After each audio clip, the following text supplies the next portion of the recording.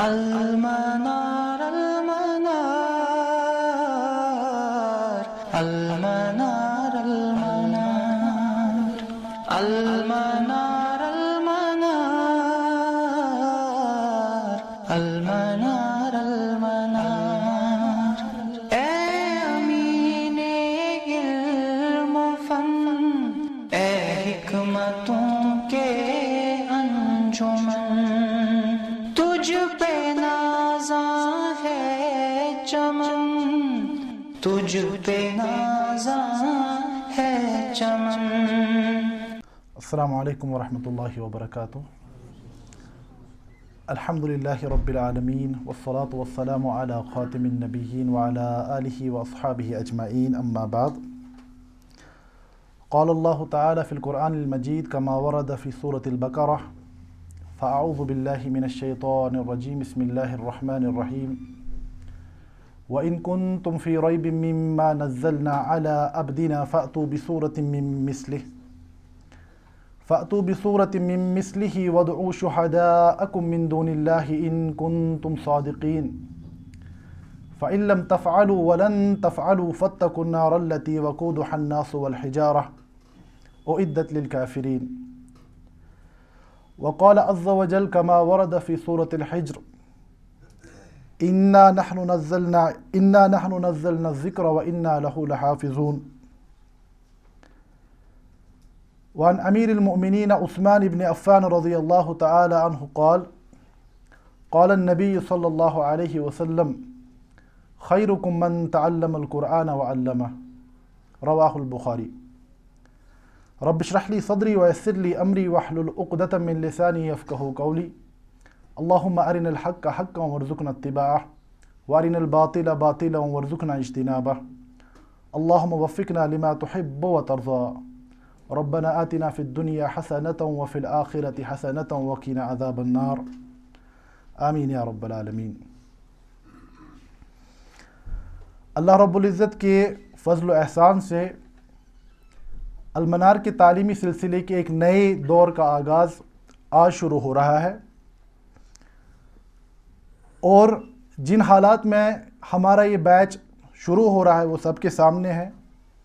تو سب سے پہلی بات، ہمیں اللہ رب العزت کا شکر ادا کرنا چاہیے کہ اللہ رب العزت نے ہمیں موقع دیا کہ ہم اس کے دین کی تعلیم کے لیے اپنے اوقات کو صرف کریں، اور یہاں پر اس مقصد کے لیے جمع ہو جائیں جس مقصد کی یاد دہانی کے لیے آپ کے متن کے بالکل آغاز میں لکھا گیا ہے وَرِضْوَانٌ مِّنَ اللَّهِ اکبر، کہ ہر ایک چیز سے پہلے، ہر ایک مقصد سے پہلے جو سب سے بڑا مقصد ہمارے سامنے ہمیشہ رہنا چاہیے وہ رضوان اللہ، اللہ کی رضا۔ کہ جس دن یہ مقصد ہمارے قلوب و اذہان سے اوجل ہو گیا تو سمجھیے کہ ہماری ساری محنت، ہمارے سارے اوقات، اللہ بچائے معاذ اللہ، یہ سارے اوقات رائے گاں چلے جائیں گے۔ علم کے اس راستے پر جس پر کی مغفرت کا وعدہ ہے، اگر اس راستے میں آ کر یہ رضوان من اللہ کا مقصد ہمارے قلوب و اذہان سے محو ہو جائے تو یوں سمجھیے کہ یہ ساری محنت رائے گاں چلی جائے گی۔ اسی لیے اس سلسلۃ المتون کے آغاز میں اس آیت کا لکھا جانا اس بات کی یاد دہانی ہے کہ جب بھی آپ یہاں آئے، جب بھی ہم یہاں آئے، سب سے پہلے اپنے آپ کا محاسبہ کریں اور اپنی نیت کا محاسبہ کریں۔ جس دن یہ ورضوان من اللہ اکبر والی نیت اوجل ہو گئی، یوں سمجھ لیے کہ ساری محنت رائے گاں چلی جائے گی۔ تو بہرحال ہم اللہ سے یہی دعا کریں کہ اللہ رب العزت ہمیں اخلاص سے پڑھانے کی، آپ سب کو اخلاص سے پڑھنے کی، اور امت مسلمہ اور اللہ کے دین کی خدمت کی توفیق عطا فرمائے۔ تو میں اختصار کے ساتھ، کیونکہ آج ہماری کوئی فارمل کلاس نہیں ہو رہی ہے، محض بس انٹریکشن یا انٹروڈکشن کا معاملہ ہے، تو میں کچھ تمہیدی باتیں آپ کے سامنے عرض کرنا چاہوں گا۔ میں نے 2 آیات اور ایک حدیث آپ کے سامنے بیان کی۔ پہلی آیت سورۃ البقرہ کی آیت میں نے یہاں آپ کے سامنے تلاوت کی۔ اللہ رب العزت نے جب جب مختلف اقوام میں انبیاء کو بھیجا، انبیاء کی نبوت کی صداقت کے طور پر ان کی تائید معجزات کے ذریعے کی گئی، اور جس زمانے میں اور جس قوم میں پیغمبروں کو بھیجا گیا، اس قوم اور اس زمانے کے حالات کے مطابق معجزہ عطا کیا گیا۔ قرآن کے ابتدائی مطالعے سے ہمیں یہ بات معلوم ہو جاتی ہے کہ موسیٰ علیہ السلام جس زمانے میں اور جن لوگوں میں آئے تھے اس زمانے میں سحر کا عروج بہت زیادہ تھا، یعنی سحر کثرت سے لوگ جانتے تھے اور اس کا رواج عام تھا. لیکن جو یہ ساحر ہیں یہ اس علم کی حد کو جانتے تھے. جو سحر کرنے والے لوگ ہیں وہ سمجھتے ہیں کہ اس کی انتہا کہاں تک ہے. وہ آپ کے ذہن میں یہ بات تو ڈالیں گے کہ ایک کاغذ یعنی پیسے میں تبدیل ہو گیا، لیکن وہ بھی جانتا ہے یخیل الیہم بسحرہم کہ یہ صرف ایک تخیل ہوتا ہے، حقیقت یعنی سحر کی حد، اس کی انتہا ساحر جانتا ہے. عیسیٰ علیہ السلام کو ایسی قوم میں بھیجا گیا جہاں پر طب کا معاملہ عروج پر تھا. یونانی طب کے بارے میں سب لوگ جانتے ہیں، لیکن جو اطباء چاہے گزشتہ زمانے کے ہوں یا موجودہ زمانے کے ہوں، سائنس اور میڈیکل سائنس کتنی ترقی بھی کر گیا، لیکن ہم جانتے ہیں کہ طب کی انتہا زندگی کی قائم ہونے تک ہے. یعنی جس دن جسم اور روح کا رشتہ ختم ہو جاتا ہے تو تمام اطباء ہاتھ اٹھا لیتے ہیں. لیکن مردے کو دوبارہ زندہ کرنا تو گویا کہ جو وہاں پر جس قسم کے حالات تھے اسی قسم کا معجزہ دیا گیا. اور نبی اکرم صلی اللہ علیہ وسلم جن کے بارے میں ہم جانتے ہیں کہ آپ صرف مکہ اور قریش کے لیے پیغمبر بنا کر نہیں بھیجے گئے، بلکہ آپ کی رسالت قیامت تک باقی رہنے والی ہے. اسی لیے آپ کی تائید اس معجزے سے کی گئی جو معجزہ آپ کے زمانے کے لوگوں کے مسائل کا بھی حل ہو اور آپ کے بعد قیامت تک آنے والے لوگوں کے لیے بھی حجت قائم کرنے کی طاقت اپنے اندر رکھتا ہو.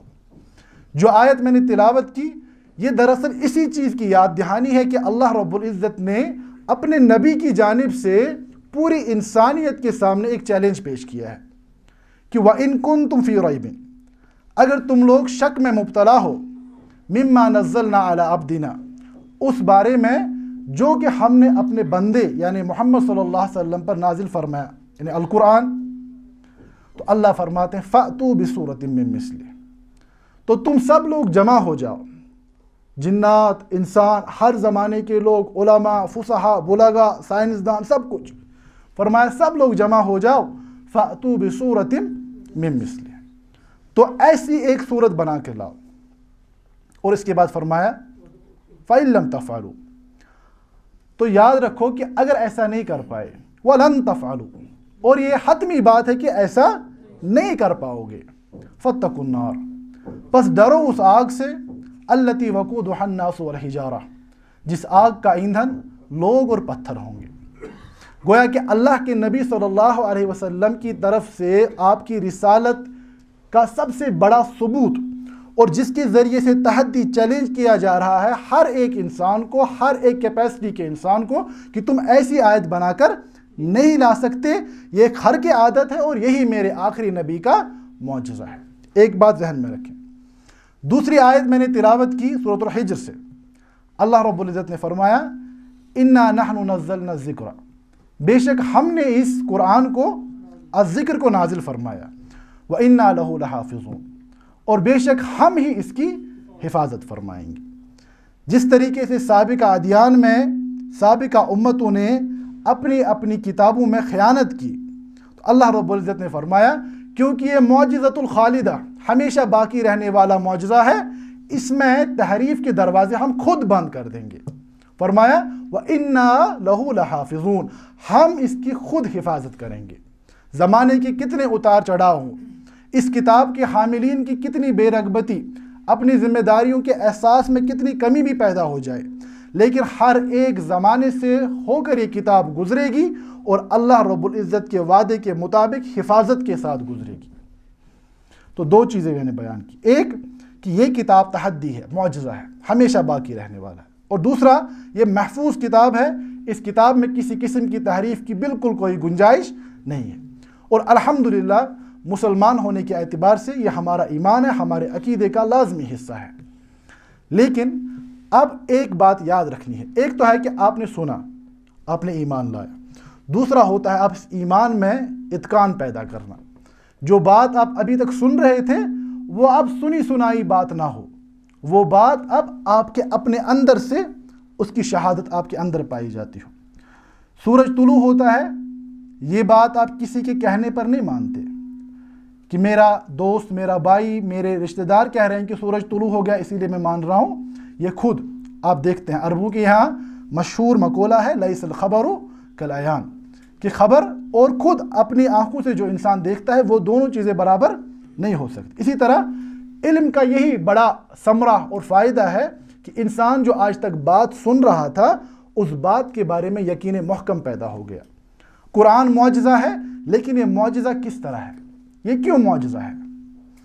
کیوں یہ ہوا کہ اللہ کے نبی صلی اللہ علیہ وسلم کے خلاف قریش اور ان کے ساتھیوں نے اپنے اولاد یعنی میدان جنگ میں اتارے، اپنے مال میدان جنگ میں اتارے اور لڑتے رہے، پوری زندگی لڑتے رہے؟ حالانکہ ایک چھوٹا سا دعویٰ یہ سارا مسئلہ ختم کر سکتا تھا۔ قرآن کا دعویٰ تھا اگر تمہیں لگتا ہے کہ ہمارا دعویٰ غلط ہے تو ایک سورت بنا کے لے آؤ۔ اور عرب اگر ان کے پاس فخر کی کوئی چیز تھی تو ان کی زبان تھی۔ انہوں نے لڑنا پسند کیا، انہوں نے دشمنی مول لینا پسند کیا، انہوں نے اپنے اموال تباہ کرنا پسند کیا، لیکن وہ قرآن کے اس ایک یعنی چیلنج کا مقابلہ کرنے سے قاصر رہے۔ تو میرے کہنے کی مراد یہ ہے کہ قرآن معجزہ ہے، ایک تو ہے سنا، اس پر ایمان لایا الحمدللہ، مگر اب اس سے آگے بڑھ کر یہ سمجھنا کہ یہ معجزہ کیوں ہے۔ دوسرا، حفاظت، یہ قرآن محفوظ کتاب ہے، اس پر لوگوں نے اعتراضات، شبہات پیدا کیے، مختلف لوگوں نے، کبھی جان بوجھ کر اور کبھی یعنی اپنی شبہات کی بنیاد پر۔ تو کیا قرآن حقیقت میں ایک محفوظ کتاب ہے؟ کیا یہ کتاب آج بھی ویسی ہی ہے جیسی کہ اللہ کے نبی صلی اللہ علیہ وسلم پر نازل کی گئی تھی؟ کیا اس میں کسی ایک حرف میں بھی تبدیلی نہیں آئی ہے؟ جبکہ ہم دیکھتے ہیں کہ بقیہ جو آسمانی کتابیں، جن کا آسمانی کتابیں ہونے کا ہمارا بھی ایمان ہے، تورات، انجیل، ان کی اصل صورت کے بارے میں کوئی بنیادی معلومات بھی ہمارے پاس نہیں ہے۔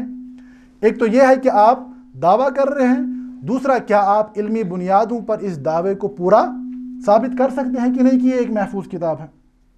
اللہ رب العزت نے جو قرآن کی حفاظت کا وعدہ کیا ہے، یہ واقعہ بن کر کیسے ہمارے سامنے آیا؟ انسانوں کے درمیان یہ واقعہ کیسے وقوع پذیر ہوا؟ کیسے اس کی حفاظت کا انتظام ہوا؟ تو ہم دیکھتے ہیں اللہ کے نبی صلی اللہ علیہ وسلم کے اپنے زمانے سے ابھی تک قرآن مقدس کی حفاظت کے مختلف انتظامات جو کہ اللہ نے اپنا وعدہ کیا تھا وہ کیسے پورا ہوا۔ تو جو میں موضوع آپ کو پڑھانے والا ہوں انشاءاللہ تعالی، اللہ رب العزت مجھے پڑھانے کی، آپ کو پڑھنے کی توفیق عطا فرمائے، تو وہ یہی علوم القرآن ہوگا۔ یعنی ہم سمجھیں گے کہ اللہ رب العزت نے جو یہ معجزہ بھیجا ہے، یہ معجزہ کیوں ہے، اور اس کے بعد اس کتاب کی جو حفاظت کا وعدہ فرمایا گیا تھا، یہ حفاظت کیسے کی گئی۔ ٹھیک ہے؟ تو جب یہ باتیں ہم سمجھیں گے، ہمارے اپنے وجدان سے، ہمارے اپنے دل سے اس بات کی شہادت ہوگی، تو یاد رکھیے یہ ہماری تعلیم و تعلم کا معاملہ صرف ایک اکیڈمک ایکٹیویٹی نہیں رہے گی، بلکہ انشاءاللہ تعالی یہ ہمارے ایمان میں اضافے اور احکام کا باعث بنے گا۔ تو یہ بات، اور سب سے آخری چیز، انسان جب کوئی کام کرتا ہے، انسان اس کام میں بدلے کی امید رکھتا ہے، اور جس کام کے لیے ہم سب لوگ یہاں جمع ہو رہے ہیں اس کے لیے دو وعدے ہیں۔ ایک جو حدیث میں نے بیان کی تھی کہ سیدنا عثمان ابن عفان رضی اللہ تعالیٰ عنہ فرماتے ہیں کہ اللہ کے نبی صلی اللہ علیہ وسلم نے فرمایا، خیرکم من تعلم القرآن وعلمہ، تم میں سے سب سے بہترین وہ انسان ہے جو قرآن پڑھتا ہے اور پڑھاتا ہے۔